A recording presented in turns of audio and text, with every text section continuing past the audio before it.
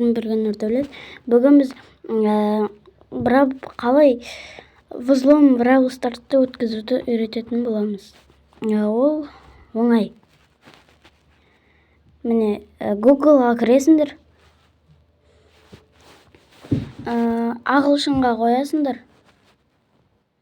И 0 2 болады, сосын с болады. 0 Brawl. Міне, мына жақта 0 Brawl деп тұр. Осы біріншісін басамыз. Сосын астыға түсеміз. Мұнан өткіземіз осыны. Қазір көрсетіп кетейін. Осыны өткіземіз. Осыны өткіземіз. Осыны басамыз. И мұнаны басамыз. Міне, осыны басамыз. Осыны басқаннан кейін мұна үстіндеген басасыңдар. Сосын ол өтеді. Менікі өтіп тұр. Мұнаны басасыңдар. Достар, мұнаны басасыңдар, короче. Осыны басасыңдар. Болды, сосын өзі өтеді. Сосын папкаға кіресіңдер. Менікі файл менеджер.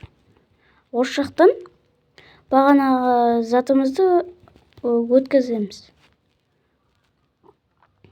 Қазір.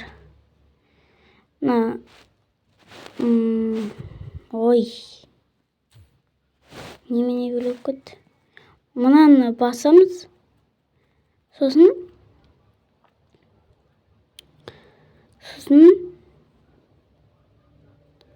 қақтан ол? Міне, мынандай сурет тұрады.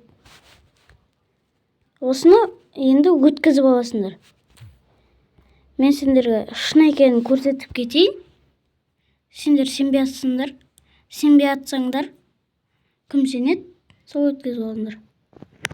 Ал сенбейсіңдер, онда да көріңдер.